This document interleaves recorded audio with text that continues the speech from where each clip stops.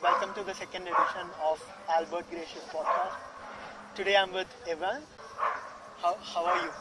I'm good, thank you very much. I'm very excited to, share, to be here, to talk with you. For me personally, I think it's a very important topic. Yeah, by the way, just for the information of the viewers, the topic we are going to deal with majorly is feminism. I'm just putting it out there. Sure. So, yeah. I need to take over, right? Yeah. So the last week there was the Women's March. Ever since coming to Spain or Europe, I have been exposed to ideologies of the West. I just want to learn more about these things, ask questions, and be able to have a communication with people. Okay, I think the best place to start would be for us, me and the viewers, to know a little bit about you. Yes. Where you come from, what's your background, what do you do? Yeah.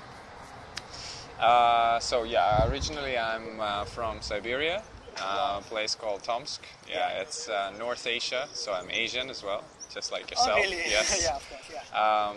And I'm North Asian, and I grew up there. I studied there. I studied chemical engineering, and I did later on an exchange in Czech Republic, and that's when my traveling craze started, and I realized that I want to travel and see the world. So I applied for a grant in Europe, and I was accepted in the master program in the material science, and I studied in France, theoretical studies, and I did my diploma thesis in Zurich in Switzerland, and then afterwards I had a job offer in Germany, so I lived for a year and a half in Germany, and then thanks to for work I went to China, and I lived in China for a while, half a year, and then I came back to Germany. I lived 2 years in Germany, and then I have changed, I've reassessed my values and the things. I've been working for a big corporation as an engineer, and I realized that this is not something I want to dedicate my life to, and this is not, the values of the company would not necessarily represent my own personal values, so I realized the only thing that would represent my own personal values is something that I create. Yeah. And this is something like when you are working on something you have created, then that's representative of you completely. Yeah. So this is your values, this is what you do, this is what you are, essentially. And I quit my job in Germany, and I moved to Spain, to Barcelona, where we are right now. It's the best city in the world for me personally, and I love the city very much. And I'm a social entrepreneur, among other things. And what does that mean? That means you are an entrepreneur whose purpose not only is to earn money and to create a business, but whose focus point is to create a business that has a lasting, strong social impact on local community, on the not necessarily global community. So basically, you can have, I can give you an example. Maybe that will be easier. For example, I have a friend here who is a social entrepreneur. She is from England, and she organizes tours. Tourist tours around the city.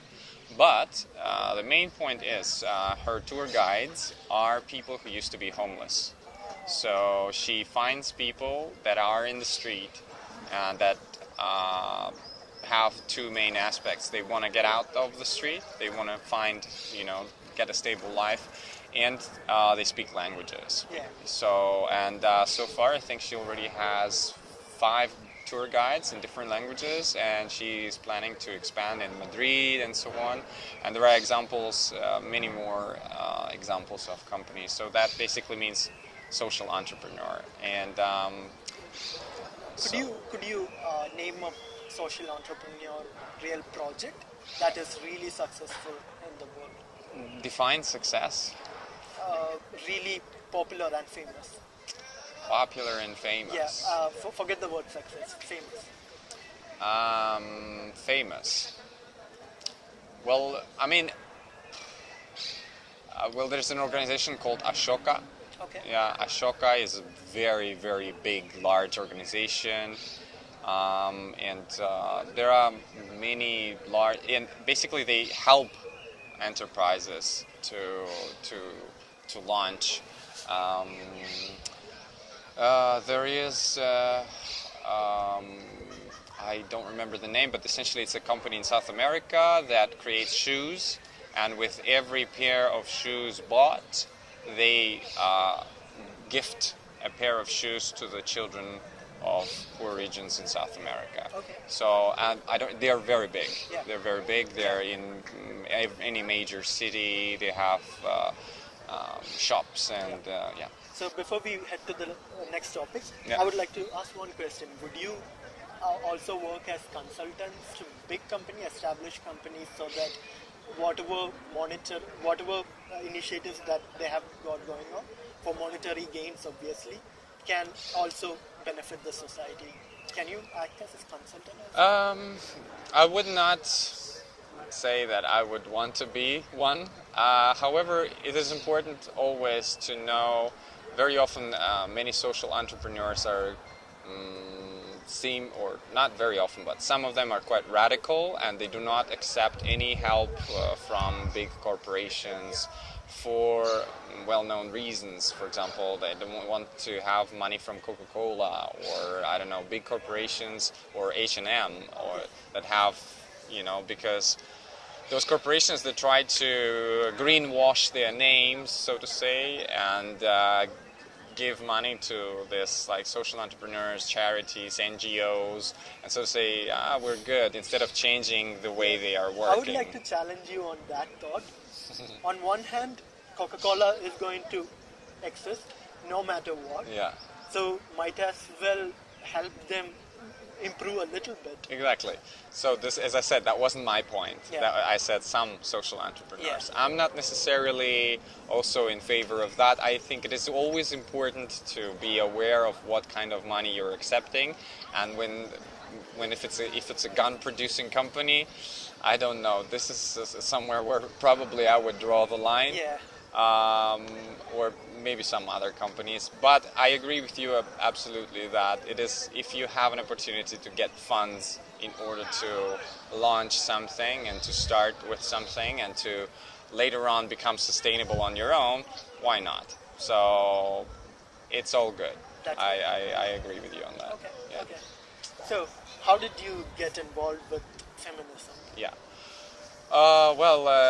Maybe I should give a little bit of background. Yeah. So I come from quite, I wouldn't say like very, very traditional family, but yeah, it is quite a traditional family.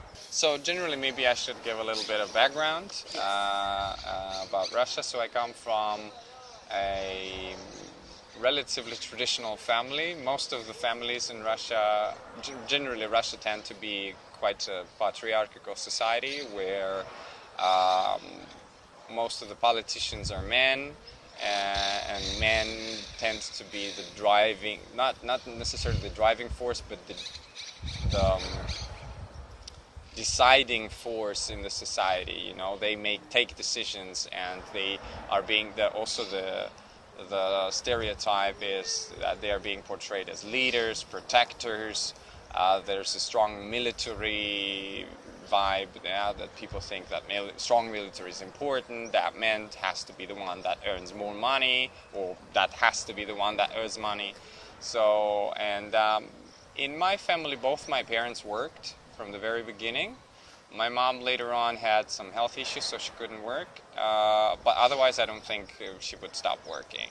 And it was always good, generally in all the other aspects in our family. I noticed, even though we were kind of a traditional family, but there is always a healthy balance between how house chores are being distributed.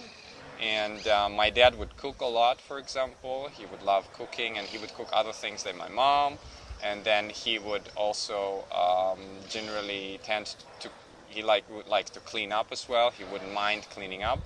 And as well as also what very often is considered feminist is like generally, no matter gender or age or any other aspects, it's where the things are distributed equally, more or less, among the participants of community or society. So as well as in our family, we as children, we have been given tasks, and we loved doing them. So it wasn't a task. It was a task that comes also with an equal respect, that your opinion, what you want to do, is equally treated. So it's not like parents decide and that's what we're going to do. We have, me and my sister, we all always been asked, what do we want to do? And so all those aspects somehow, even though I wasn't aware of them, but later on I realized that they all helped me to understand and embrace feminism.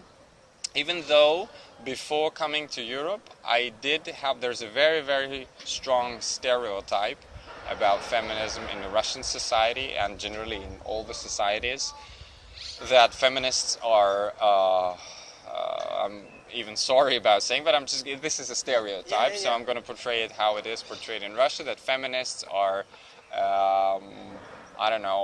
women that are not pretty in contemporary standards of beauty, that feminists are, some women that are unsatisfied in their lives. They do not have boyfriends and husbands. They do come across as aggressive. Yeah, this is the stereotype, yeah. And I will come to that maybe later on why that is and so on. So. And when I came to Europe, I thought that, that all the feminists, they don't have anything else to do, so really? to say. Okay. Yeah. But then you always had the values of equality. Exactly. You always carried along that this exactly. I had those values inside of me. I just did not maybe necessarily associated them, and I believed, instead of actually taking the theory of a feminism, reading about it, like really getting to know something, I believed whatever is being talked about it. And this is actually surprising to me that we still do that very often in our society. It would be, and it's as ridiculous as if we're talking about physics or maths, and you believe everything I say about it, instead of actually taking a book on physics or maths and reading about it. Yeah. And I might say nonsense, but when you take a book, there's a law, there's a science, and there is some. Okay. And so when I actually took a theory, a feminist theory, and I read books and I read articles and I watched interview, and most importantly, I really paid attention and listened to women in my life. So my ex-girlfriend, my current wife, my friends in Germany. German society is very advanced in that sense, I believe, and I love and respect German women for their strength, for their independence, for their professionality, for their they're just you see they're really strong, fascinating, and you see no difference. You see really no difference between who you're giving your task to, or who you're working with. You feel a real partner next to you when you're working in a team. There's and this is something that really inspired me, and listening to when they're talking, when they're explaining, I realized that I shouldn't imply my opinion. I should just listen first. Listen to them and believe them. Yeah, not maybe believe this is all. Not brush. Give it a chance. Not brush it away immediately. Really train my own compassion and empathy, and try to put myself in their shoes, even though it is impossible. I will never be able to understand but to a great extent you can. Exactly. To just believe another person. If I tell you that I have this problem, you don't necessarily need to experience that yourself. You just believe me that this problem exists. And what did you find out during the journey? Yeah, so during my journey, I found out that I realized how many social problems that we are facing as a global society in every country, both men and women of all races, of all genders, of all men, women, and those that do not necessarily associate themselves with any particular gender. So, how many? I'm sorry. Yeah, no problem. Yeah. Oh, wait. Okay. fine. So I've realized that all those problems that we're facing as a society can be not necessarily immediately solved, but massively improved if we change the way we are operating regarding equality. And I realized that there are so many aspects that bring us towards this society that we're currently living in. And for example, gendered education, when we educate children according to their gender. You know, not gender neutral, no matter what the child is, you teach them the same thing. When the things that we are teaching to the children depends on their gender. And this is basically, for me, we are robbing children of an opportunity to learn other things. And we are also robbing them of an opportunity to maybe explore some of the aspects that are intrinsical, that are in their own hearts, that are in their personalities. We put this wall in front of them, and they, the children, they accept this wall. They don't necessarily always question it, but they feel it. They accept this wall, but the wall is still there, and they feel it, and then they grow up essentially having this wall and limitations in their lives. And I'm talking about like men that want to go to do ballet, the men to want to do painting, that men that want to, I don't know, do knitting, that the men that want to do and explore their talents and passions in professions that are traditionally considered to be women. One aspect about feminism that you really like is the fact that people judge each other a lot less. What else are the good things about the feminist theory?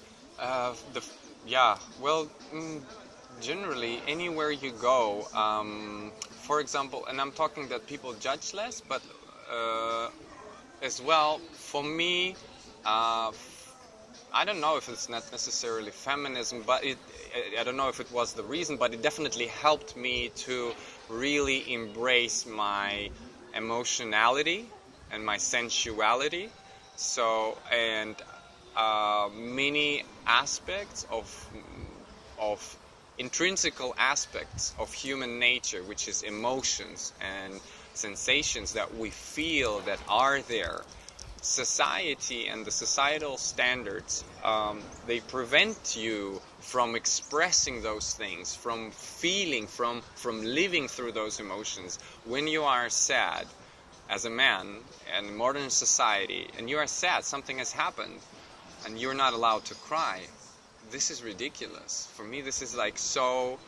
It's wrong. Yeah. It's wrong not to allow a human being to live through emotions, because this is how our organism, our human body, our human minds are coping with things that are happening with us. And also people come with different packages. It's very difficult to give them all the same standard. Exactly. And having this feminism is all about not having stereotypes, not having cliches, not having pre-made pictures of what is a man, what is a woman. You can be whoever you want to be, and that is okay. Okay, so which brings me to the next question. Yeah.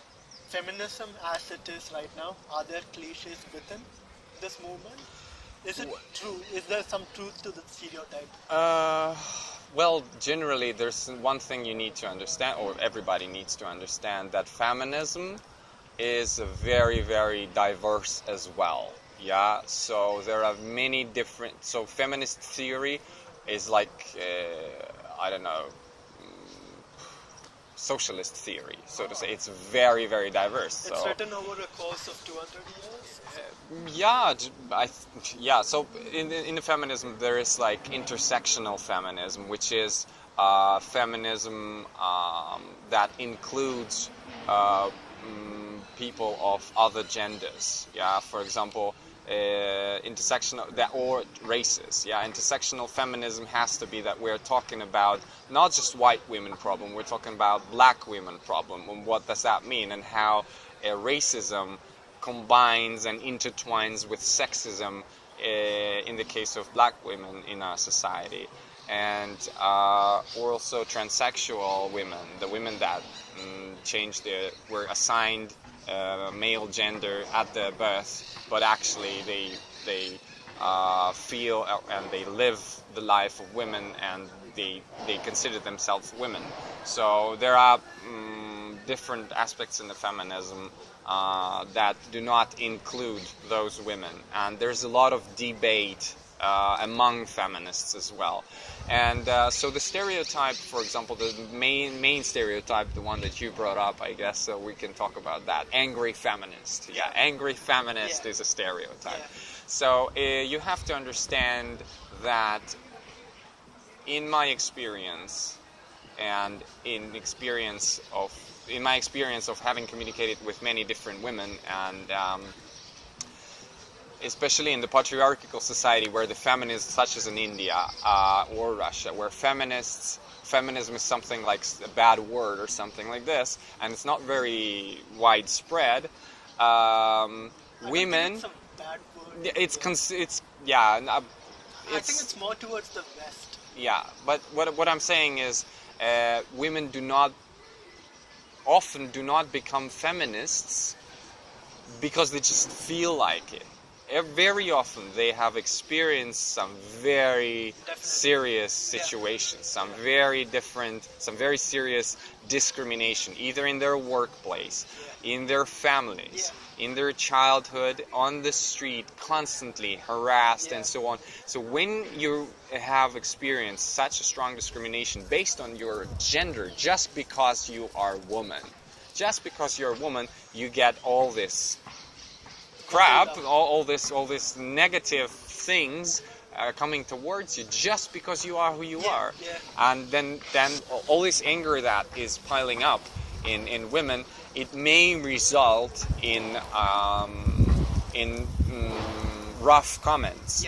Also, you have to understand, try to imagine and use the empathy and compassion in that regard. So when you see someone reacting like that, think probably that person has been through some stuff. Definitely. Probably something has happened to them. I'm not talking about just right now angry feminists. I'm talking about angry people in general. When you face angry people, something has happened to them that has led their current state to be like that. So the most natural and helpful response to that is compassion. I hear you. Tell me more. I want to know more. Help me understand you. Help me. What has happened very often, men expect, there's this entitlement that you're supposed to explain to me what feminism is. I don't have the time to read on that. Yeah, but why is that? Why is this? Why is that? So they don't want to necessarily know that. They want you to explain it to them, because then the information would not come from themselves, it would come from somewhere else, and then they can brush it off, they comment on that, they can object to that, and so on. So what I would recommend to everybody is read on that yourself. If you want to know about feminism, Google that. Talk to people. In a real life, do not expect that from someone you don't know on the internet that they're gonna just spend their precious time and give you all your answers that you want to know. There are so many fantastic videos, there's so many fantastic YouTube channels that if you want to, we can share later on in the comments, in the description of the video. This is... Let me bring up a point. So, in a situation where a feminist gets angry at a man for whatever reason, and the man obviously is a proud person, he would get offended, what do you think would be the ideal response? And it also depends on what the situation might have been, but in general, what would be your suggestion to a man who gets offended? So to those that get offended, do not take anything personal. People do not say, you, Albert, you are the sexist, bad guy. You are the problem of everything. when they say men are this and this and this and that, that means that in their experience, in their life, it has been like that. And if you don't necessarily associate yourself with this catcalling and so on, then don't take it personal. Take it as it is. Believe that, in fact, 2/3 of women or 3/4 of women have been sexually harassed in their lives. 75, or I don't know what is the statistics, we can look it up, but there's a majority of women have been in somewhat oppressed and sexually harassed in their lives. So don't take anything personal. Yeah, not to take anything personal and engage in a dialogue with the same person, or just leave it. No, if you feel like it, if you think that is something that is necessary for you, just engage in a compassionate dialogue. Try to understand them better, and believe people, and make your own research. So, and another aspect I would want to mention, very often when men see the comments that men are this and that and this and that, the initial response is, not all men are blah blah blah blah blah blah blah. You know, I'm not like that. So, and there's even a hashtag for that. Not all men. So, why do people comment that? Because they feel personally offended, and they feel personally associated with that particular gender. For example, if I go to India, and I'm just like, you know, it's a completely theoretical. If I go to India 6 times, and 5 out of 6 times I've been robbed, and then I write a comment, Indians are thieves and whatnot.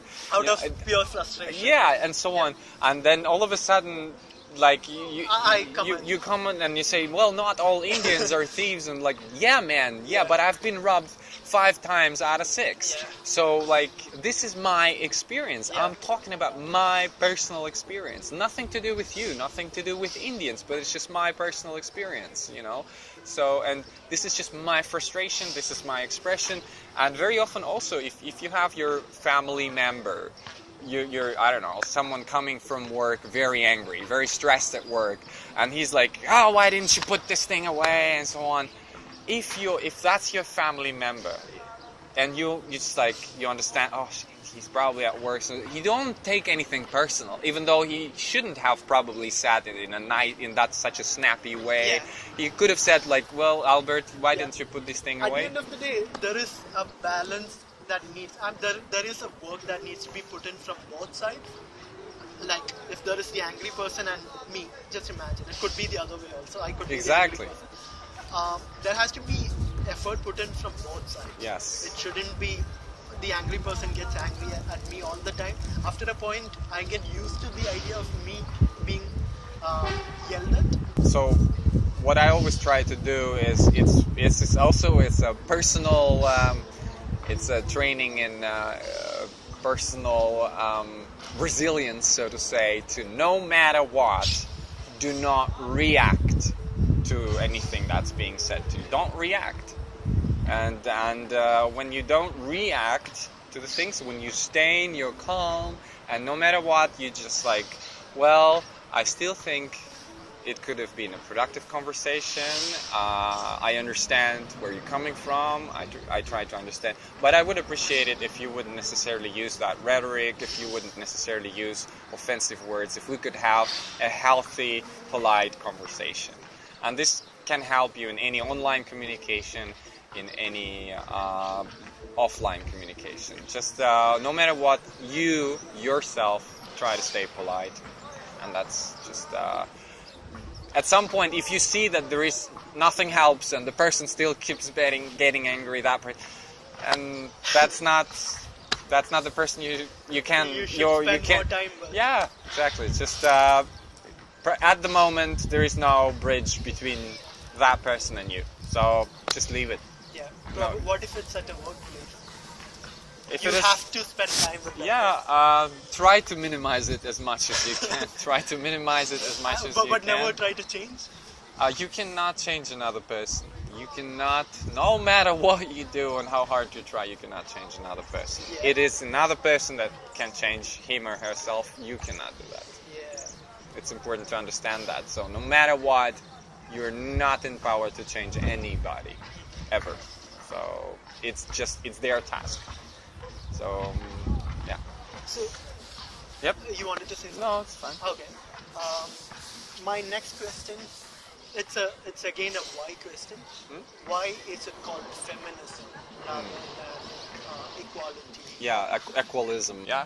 So very often men like, why is it not called humanism? Why is it not called equalism? Why do we need to call it feminism? Why not? Why not? Essentially, the biggest discrimination in the world on a global level is gender discrimination. I don't know. This is just my opinion. And women is the largest. It's by far the largest group of humans that you can somehow group. Yeah. So that they are the largest. The group of humans that you can group on based on some principle. You know, I don't think there are as many of any other nation, race, religion. It's just women. They comprise more than 50% of the world's population. So basically, more than half of human population is being discriminated, and I think this is a very, very serious issue. And that's why, essentially, first and foremost, feminism is about liberating women, giving women equal opportunities, giving women respect and safety that they require. I'm listening, sorry. So that's why it is feminism in the first place. Yeah. Maybe in 50 years or in 100 years, when we have a much more equal society and when these problems are not as sharp as they are right now, then maybe we can change it to something else when it is not necessarily. But until then, and it is funny because feminism has, a long history, and women have been protesting to get university education, driving rights, ability to get professions, and so many other things, and 100 years, and we're still talking about it. It's 2018, we're still talking about it because we didn't get there yet. Yes. It's important also to understand right and wrong. The sense of morality is very personal. Essentially, each person for himself and herself decides what's right and what's wrong. And it's the problem I have very often is that people tend to think my opinion is right and your opinion is wrong. Okay, so the point, I would like to bring up an example. If I'm guessing majority of the feminists would hate Donald Trump. Yeah. Just all of them. Yeah, all of them. Yeah. So let's just say I don't have a dog in the fight. I'm a Donald Trump supporter. I voted for Donald Trump because of some of his policies that I might like, and it doesn't mean that I'm a bad person. Like, I'm not a Donald Trump supporter. It's just an example. Yeah, just an example. That alone doesn't mean that I'm a bad person. But it's a taboo to say that I'm a Donald Trump supporter among that group. Yeah. So in such a situation, it's almost like religion back in the days. Like, you are supposed to be a certain way. Once again, isn't that putting us all into a box? Are we going back to where we started with? It is always important, that we learn to embrace the fact that we are different, and embrace the fact that if we were all the same, it would have been extremely boring. We would have been one human being, and it's just not. It's great that it is like that. And again, we need to learn healthy and polite dialogue. And that person may have had his or her reasons to vote for Donald Trump. So it is important to understand, in order to create. So what you want to do is ideally what needs to happen is create a healthy dialogue. Imagine there's Donald Trump supporter and someone who is like anti-Donald Trump supporter. So what needs to happen between those two human beings is understanding. You're a human being, I'm a human being. So we are united by that, first of all. Second of all, we're united by so many other things. We belong in one country and whatnot. So find things that we like and understand, okay, please tell me more. Why do you think is like that? So, and then listen to the understanding. And when you understand like that, when you understand from where the person is coming from, what is the causality, what are the reasons behind the decisions of that person, then you can relate to that and you can say maybe the person is afraid of immigrants. So you need to understand something like, but look, would you mind to have a look at the statistics of the immigration, that it's actually beneficial for their country and so on. And then when you could when you could create a dialogue. And this is the big problem in the society, that we're so polarized, and mass media and politics is doing everything they can very often to polarize our society and to divide us. And we just need to unite. That's something I myself really hate, the fact that there are two groups that doesn't want to listen to each other. That doesn't help anything. Yeah, it's just like, okay, if you don't want to listen, then important. And in that case, I always like, okay, if you want that person to be listening to you, what you are trying to say, have you tried listening to him? Have you tried listening to them? Have you tried to create a real big, nice, polite, proactive dialogue, listening to them, to their point of view? Have you tried that? Be an example and then see what happens. If it doesn't happen, then be what you want to see in them. Yeah. If you want to see in them listening to you and listening to, oh yeah, racism is bad and gender discrimination is bad and all that stuff. If you want to hear that from them, then and you want them to listen to you and to accept these values, or to at least listen to your values, listen to their values and understand where they're coming from, no matter how different they might be from yours. In order to wind up, let's talk about what do you want to talk about, just to wind up? What do I want to talk about? I just want to really encourage you and all your viewers and everyone who's ever going to watch this to really engage, and I encourage them to give feminism a chance and to give yourself a chance to understand it. To really, if you don't know about something, go on and read about it. Go on and find out about it. Go on and make an effort to find. Don't expect that someone is going to tell you about it. Don't expect that someone is going to solve and explain everything to you. It's going to be a lot of work, but this is going to be rewarding. That's what I'm saying. It's going to be rewarding, and it's going to be rewarding for you and for everybody around you. So if any of us have any questions, like during our research, we can contact you. Sure, absolutely. You would be a person who can guide us through, because you have already been through this journey. So. Yes, I would be very happy to do that. I will be very happy to.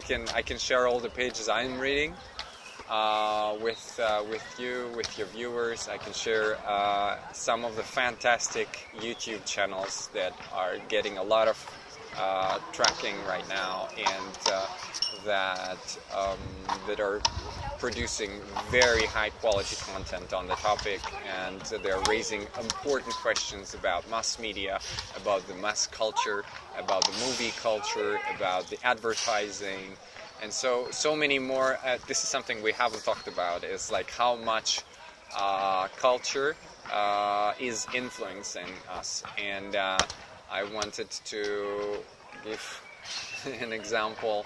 I wanted to give an example. Something called, I always like to do that. There's something called Bechdel test. So Bechdel was a woman, a feminist. I don't remember her first name. she created a test about movies. So, and the test goes like this. So, you can apply this test to any movie, and there are 3 simple questions. Does this movie have 2 female characters? Yeah, I was looking at the trajectory. Yes. It wasn't going to hit. Does this movie have 2 female characters that have a name in it? Do those characters talk to one another?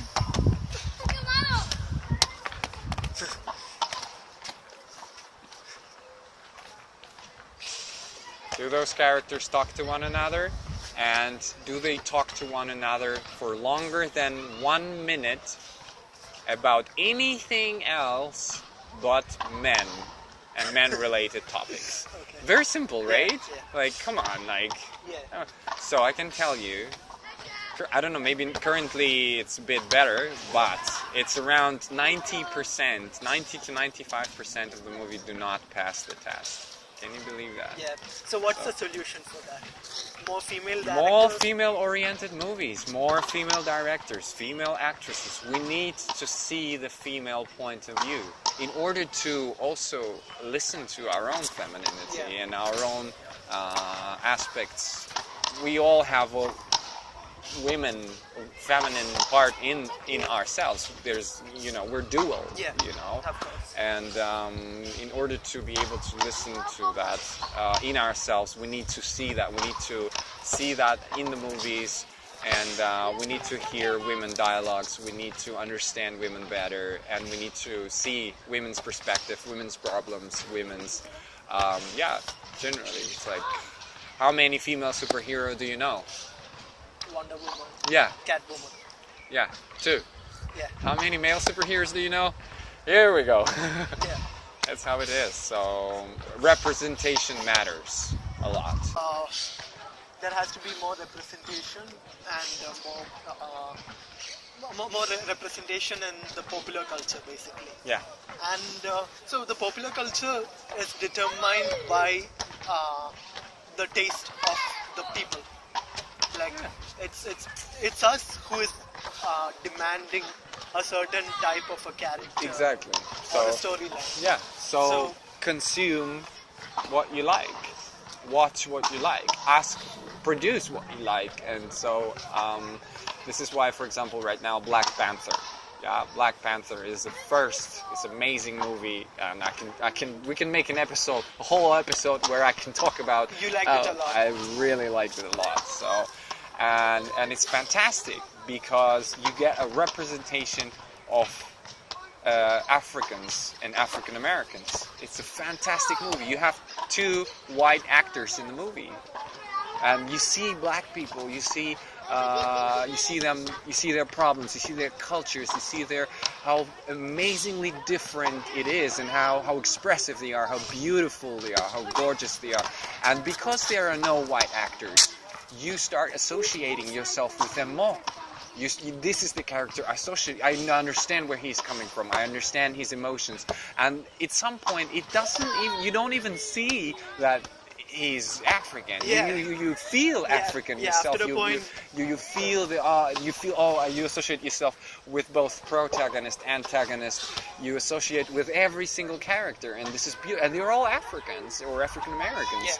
And this is beautiful to see the different faces, to see different perspective, to see different culture, to see different approach to the cinematography. And the same can be said about any female, when we have female antagonists, where we have female crew, where we have much more female representation, and so we can try and search for movies like that and watch those movies when they come out. We watch those movies. So Black Panther's out. Go watch the Black Panther. Wonder Woman. If you haven't seen it, watch Wonder Woman. It's an amazing movie. And many more can be improved, and we write about it, blog about it, talk about it, and let the mass media know, let your friends know that you want it, that representation matters, and it helps, and that's what you can do. Great. Yeah. So let's wind it up. Yeah. Thank you so much. Thank you so much Yeah. for having me. Yeah, it definitely helped me understand a lot of things and ask myself. It's going to help me ask myself questions. Yeah. And hope to see you soon again. Yeah. So thanks a lot for having me. Yeah. Thanks a lot to everybody for having watched that, and I hope I was able to answer to my Yeah. to, So if to you the, have any questions for Ivan, you can write me or yeah, you can we will provide all the links and contacts, Yeah. so down in Yeah. the description. down in the description, hit the subscribe button. All right. Yeah, all Thank you right. so much for watching. Thanks, Thanks everyone. Evan. Let's. Thanks, Albert. Yeah. Have a great day. Yeah, you too. Take care. Bye bye. Yeah.